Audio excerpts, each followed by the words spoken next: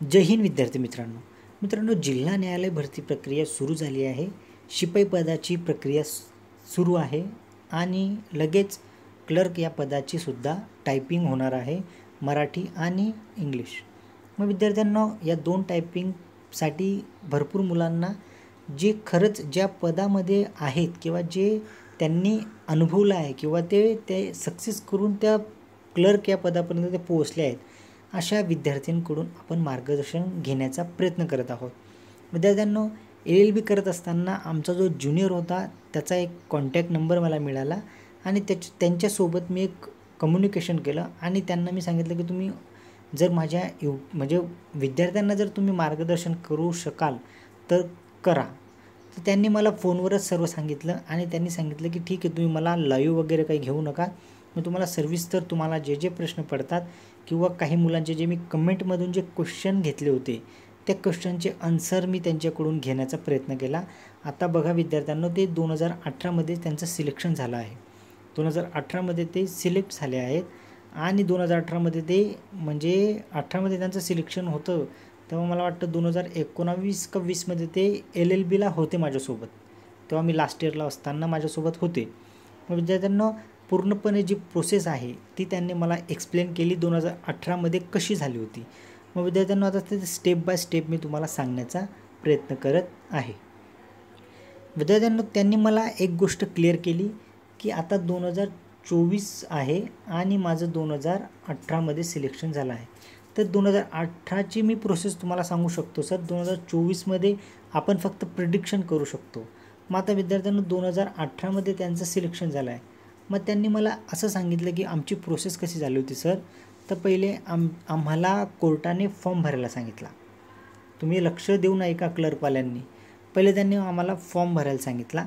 त्यातून त्यांनी 1:10 असा रेशो करून त्यांनी मुलं शॉर्टआउट केले. मग शॉर्टआउट गेल्यानंतर त्यांनी आमचा जो होता सेकंड तो पेपर घेतला. मग पेपर घेतला त्यांनी आणि पेपरमध्ये जे पासआउट झाले किंवा जे पास झाले, तो पेपर होता त्यांचा 20 क्वेश्चन होते 40 मार्क्सला.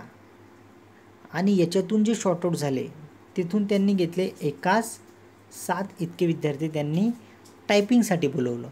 मग त्यांनी थर्ड जे होतं ते मराठी टायपिंग त्यांनी अगोदर घेतलं आणि मराठी टायपिंगसाठी त्यांनी जे 7 विद्यार्थी बोलवले होते त्या विद्यार्थी जे 8 दिवसाच्या आत म्हणजे मराठी टायपिंग झाली. मग त्याच्यानंतर त्यांनी 5 असे इंग्लिश टायपिंगसाठी त्यांनी बोलवले. इंग्लिश टायपिंगसाठी 5 असा त्यांचा चौथा टप्पा होता. मग आता याच्यातून जे पासआउट झाले मग त्यांनी तेव्हा ते इंटरव्ह्यूला बोलवलं आणि त्यांचं सिलेक्शन केलं गेलं. मग आता ही प्रोसेस तुम्हाला मी स्टेप बाय स्टेप सांगतो. बघा परत एकदा, त्यांची एक शॉर्टलिस्ट म्हणजे त्यांचा फॉर्म भरला गेला, त्यांची एक शॉर्टलिस्ट लागली. शॉर्टलिस्ट लागल्यानंतर त्यांचा पेपर झाला. पेपर झाल्यानंतर त्यांची एक टायपिंगसाठी मुलांना बोलवलं. प्रथम मराठी टायपिंग झाली आणि 8 दिवसानंतर त्यांची इंग्लिशची टायपिंग झाली. मग आता मी त्यांना ह्या इंग्लिश आणि मराठी या टायपिंगवर त्यांना मी क्वेश्चन विचारले. ही त्यांची प्रोसेस होती. आपली प्रोसेस अशी आहे का?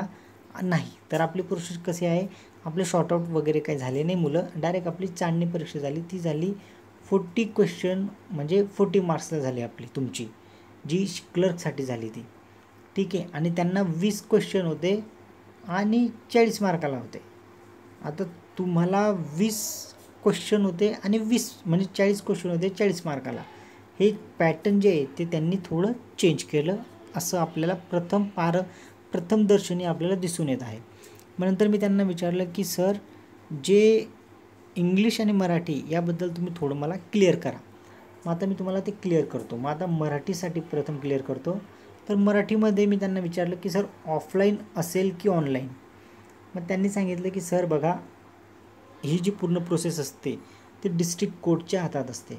त्याच्यामुळे ते एक सेंटर देतात आणि त्या सेंटरवर ऑफलाईन पद्धतीने आपली टेस्ट होत असते. मग मी त्यांना विचारलं की सर, हार्डबोर्ड जे असतं म्हणजे जे टायपिंगचं जे मशीन असतं त्याच्यावर होते का? त्यांनी मला सांगितलं की नाही सर, कीबोर्डवर होते. कीबोर्डवर होत असताना ऑफलाईन होते, त्याच्यामुळे ते जे कंटेंट असतं ते कंटेंट आपल्याला सेव्ह करावं लागतं. ते कंटेंट सेव्ह करत राहावं लागतं. या अनुषंगाने त्यांनी मला अजून पुढचं एक सांगितलं की म्हणजे मी त्यांना एक क्वेश्चन विचारला की फॉन्ट वगैरे कसा असतो. मग त्यांनी मला सांगितलं की मराठी जी आहे मराठी त्याच्यासाठी काही कृतीदेव 0.055 असं कृतीदेव 0.55 अशी जी आहे फॉन्ट तो मराठीसाठी त्यांनी सांगितला. माझं जे तुम्ही मराठीवाले तुम्ही ते व्यवस्थित तुम्हाला ते माहीत असेल. मग मी त्यांना सांगितलं की सर जी स्पीड आहे मुलांची ती तुम्ही आता तर ते प्रॅक्टिस केली असेल, तुम्ही ती एक्झाम दिली असेल, मग मुलांनी म्हणजे एक्झाम देताना मुलांनी कशी ती म्हणजे ती लेवल कशी गाठायची. त्यांनी मला एक स्पष्ट केलं की बघा सर मुलांना तुम्ही असं मार्गदर्शन करा किंवा मी काय केलं ते सांगतो. तर प्रथम त्यांनी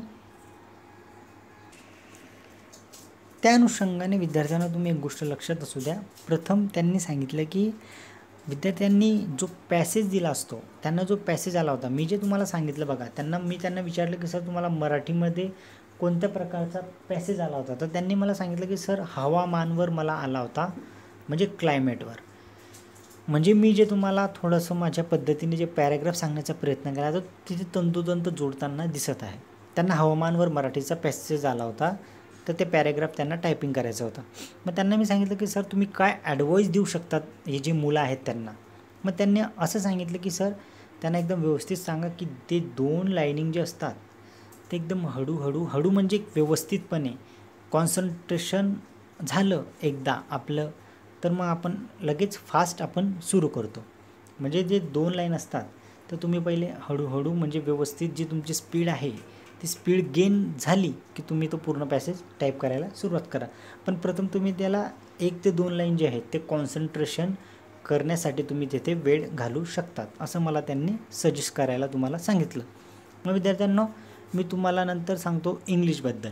मग इंग्लिशचं सुद्धाच ऑफलाईनच होणार आहे. म्हणजे ऑफलाईन झाली होती त्यांची 2018ची प्रोसेस मी तुम्हाला सांगण्याचा प्रयत्न करत आहे. मग त्यांना मी विचारले की सर तुम्हाला इंग्लिशमध्ये कोणत्या प्रकारचा पॅसेज आला होता किंवा तुम्हाला पॅरेग्राफ आला होता. मग त्यांनी मला सांगितलं की सर लीगल म्हणजे कोर्ट बेस म्हणजे त्याच्यामध्ये संख्या ज्या होत्या संख्या जास्त प्रमाणात होत्या. म्हणजे न्यूमेरिकल जे होते ना आपण आकडे टाकतो तर आकडेवारी जास्त होती इंग्लिशमध्ये असं मला त्यांनी सांगितलं. मग मी त्यांना विचारलं की सर जे इंग्लिश आणि मराठी आहे याच्यामध्ये आपण जे मार्क्स आहे ते जास्त घेऊ शकतो का किंवा तुम्ही किती घेतले होते. मग मला त्यांनी सांगितलं की सर आमचे मार्क्स जे आहेत ते म्हणजे आमचे मार्क्स जे ते शो नाही व्हायचे. आम्ही फक्त जे पुढचा टप्पा गाठायचे त्यांचीच लिस्ट लागायची आणि त्या लिस्टनंतर ते क्वालिफाय व्हायचे. मग त्यांनी मला असं सांगितलं की बहुतेक मला 15+ घेणं शक्य आहे. म्हणजे त्यांच्या टायपिंगच्या प्रॅक्टिसनुसार ते सांगत होते.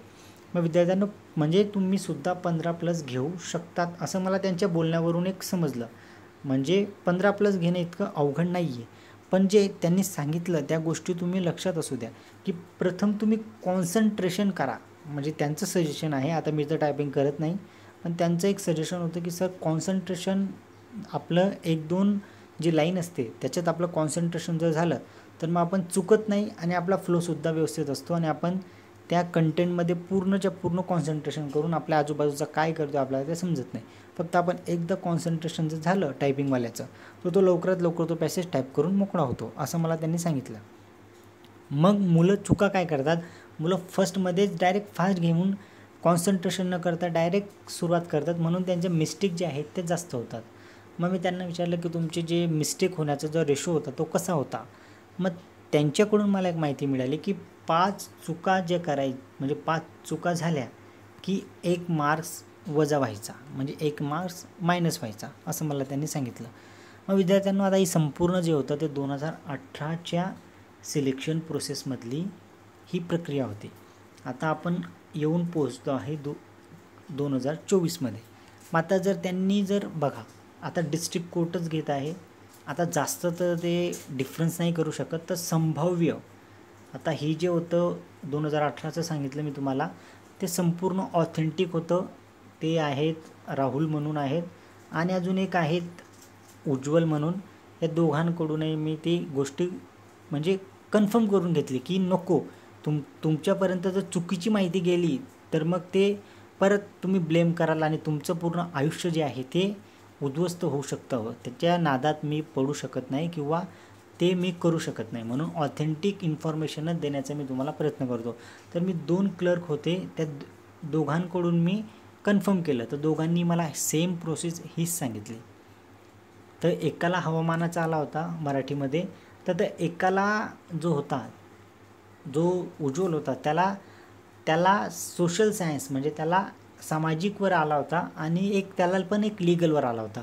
आणि त्याचं पण तेच म्हणणं होतं की सर संख्या थोड्या जास्त होत्या आणि 8 दिवसाचा गॅप होता मला, असं त्याचं सुद्धा सांगणं होतं. म्हणजे मी कन्फर्म केलं की हे म्हणजे क्लर्क ज्या विद्यार्थ्याने सांगितला ऑलरेडी तो पोस्टवर आहे, पण जर समजा 2018मध्ये जे झालं त्याच्याकडून काही चुकी झाली असेल किंवा सांगण्यामध्ये त्याचं जर काही चुकलं आणि नंतर मी ते प्रेझेंट इथे केलं तर ते सुद्धा चुकू शकतं.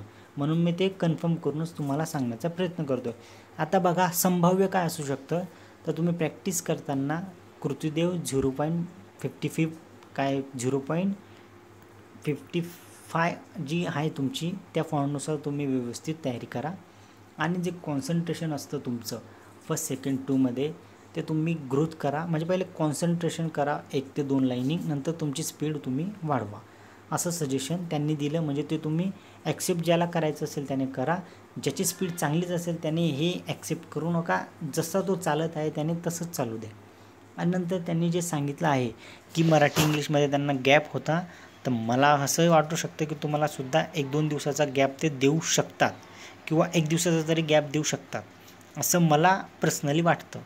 नंतर मग त्यांना मी सांगितलं की सर प्रिंटसुद्धा निघते का, की त्यांनी मला सांगितलं की हो सर, शेवटी ते प्रिंट द्यायला आपल्यालाच सांगतात की प्रिंट द्या, मग नंतर ते प्रिंट ते त्यांच्याकडे सबमिट करतात, नंतर ती आपली प्रोसेस होते. मग आता बघूयात विद्यार्थी मित्रांनो, जे गोष्टी मी तुमच्यापर्यंत पोहोचवण्याचा प्रयत्न करत आहे त्या गोष्टीमधून जर तुम्हाला खरंच यशस्वी झाला तर आनंदच होईल. आता या गोष्टीतून तुम्हाला काय बोध घ्यायचा तो तुम्ही घेऊ शकतात. ते क्लर्क विद्यार्थ्याकडून ही संपूर्ण माहिती मी घेतली होती, तीच मी तुमच्याकडे पोहोचवण्याचा प्रयत्न केला. आता एक असा विश्वास आहे की जे टायपिंगमध्ये जे विद्यार्थी स्कोर करतील ते आपल्याच चॅनलमधून येऊयात किंवा चॅनलमधून यायला पाहिजे असं मला मनापासून वाटतं. तर सगळ्यांना टायपिंग जे आहेत येणाऱ्या काळासाठी त्यांना बेस्ट ऑफ लक. आणि तुमच्या आजूबाजूला जे असतील त्यांच्यापर्यंत हा व्हिडिओ नक्कीच पोचवा. आणि आपण आता एक नवीन सिरीज सुरू केली आहे, ती म्हणजे चालू घडामोडी विथ कन्सेप्ट. तुम्ही तो व्हिडिओ जाऊन बघा, मी डिस्क्रिप्शनमध्ये दिला आहे की त्यामध्ये आपण एक न्यूज घेतो, त्या न्यूजमध्ये जे कन्सेप्ट असतं, समजा जर तुम्हाला इंटरव्ह्यूमध्ये जर विचारलं गेलं किंवा एखाद्या एक्झाममध्ये हा कन्सेप्ट घेऊन न्यूज घेऊन एखादा कन्सेप्ट विचारला गेला तर तिथे तुमचे 1-2 मार्क्स गेन होऊ शकतात. आणि जर समजा इंटरव्ह्यूमध्ये विचारलं गेलं तर तुम्हाला ती पूर्ण परिस्थिती तिथे एक्सप्लेन करता येईल. विद्यार्थ्यांना तुम्ही ते सुद्धा पाहू शकतात. जर व्हिडिओ तुम्हाला तो आवडला असेल तर तुम्ही तो जास्तीत जास्त मुलांपर्यंत पोहोचवण्याचा प्रयत्न करा. व्हिडिओला लाईक करा आणि विद्यार्थी मित्रांनो बेस्ट ऑफ लक. तुम्ही व्यवस्थित तुमची तयारी अशीच सुरू ठेवा.